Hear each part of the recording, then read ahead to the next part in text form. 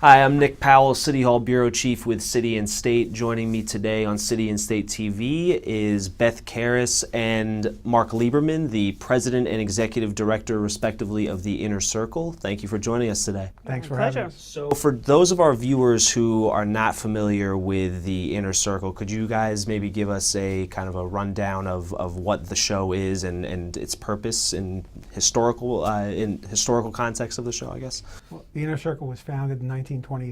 It grew out of an organization within City Hall called the Amen Corner. And its purpose then solely was to put on a show every year to poke fun at city, state, and federal elected officials. As time went on, we added a purpose of supporting local charities.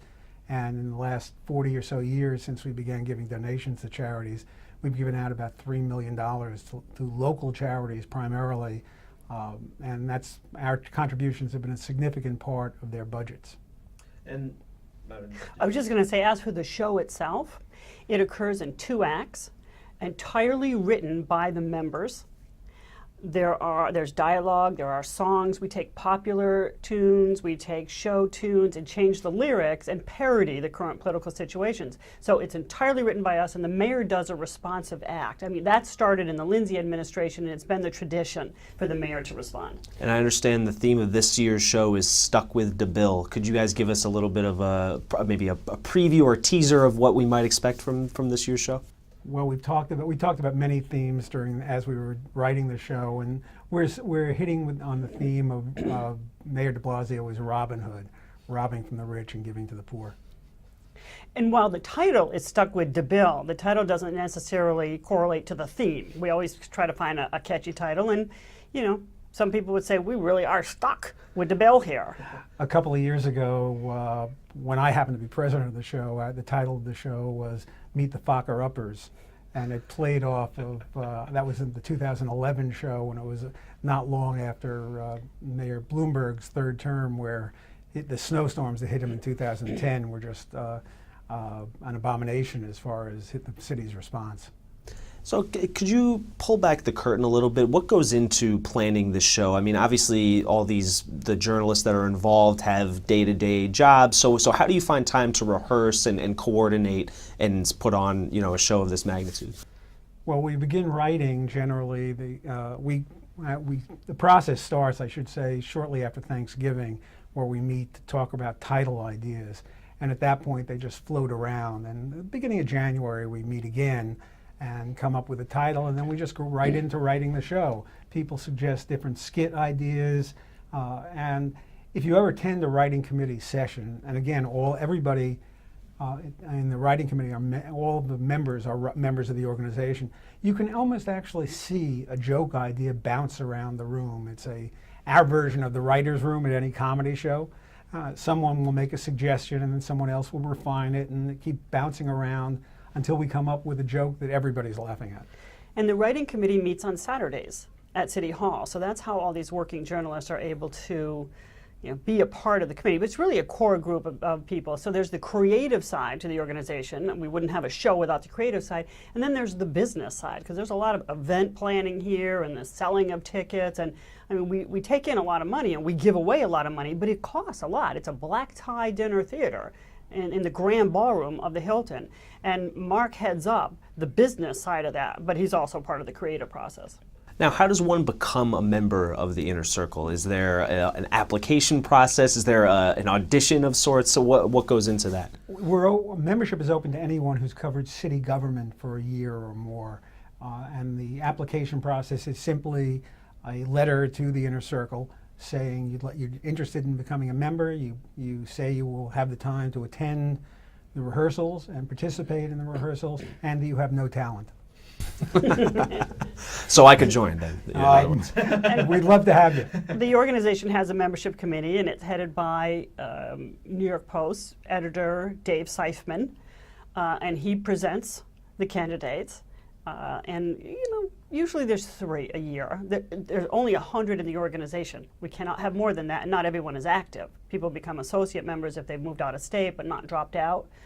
We have maybe about 60 active members, and everybody tries to we give everyone a part in the show, whether they're backup singers or chorus members or whatever, and some people have bigger roles than others, and some people are more senior. And so you get a bigger role with seniority. In any event, we make them audition at our first meeting. It was end of January this year, and January 24th, I think, they audition.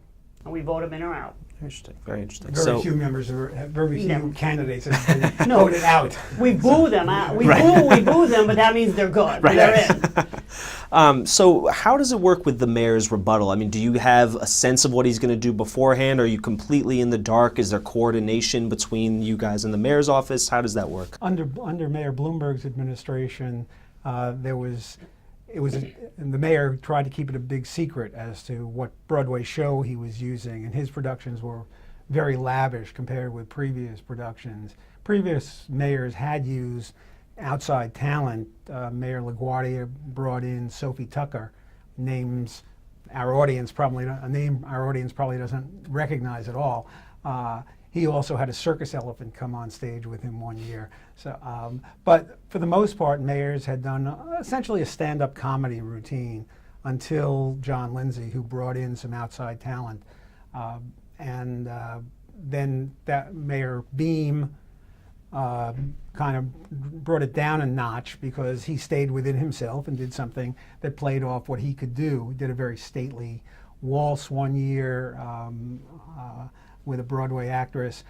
But we don't know what the mayor is going to do. During the Bloomberg administration, we did coordinate to the extent of giving his office a list of the songs we were using in the first act so he wouldn't duplicate necessarily. But when I mentioned Meet the Fokker Uppers a few years the title of a few years ago, the mayor's office was pretty upset about the title. They thought it was kind of insulting, or some members of the mayor's office were. But the mayor then used that line himself in his rebuttal describing his administration. Interesting. Now, so can we expect, I understand Mayor Giuliani dressed in drag for a couple of times for these shows. Can we expect maybe Mayor de Blasio to don a dress and a wig, or do you think he'll stick to his dad humor as has been bandied about on social media? I kind of doubt he will, only because that has stayed with Rudy Giuliani forever. And I know that an advisor of his, not in his administration, a friend of his, had said to him when he was about to do it, "You don't know where your future is going. You don't know what you may be doing. And you want to really think about this because this will stay with you." And indeed, it did stay with him. It wasn't the reason he didn't get the Republican nomination, but it is something that when we're telling people about our show, they're like, "What is the Inner Circle?" Remember when Rudy dressed in drag? We say, "Oh yeah, that's the show." It's iconic.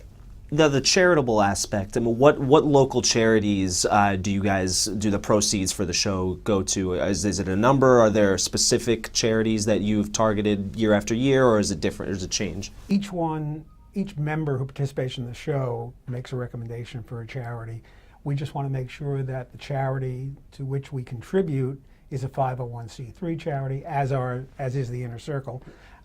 And that it provides some sort of service, either an education, children or the elderly, homeless program or a feeding program, health program of some way, and we vet them to a minor degree, I will say.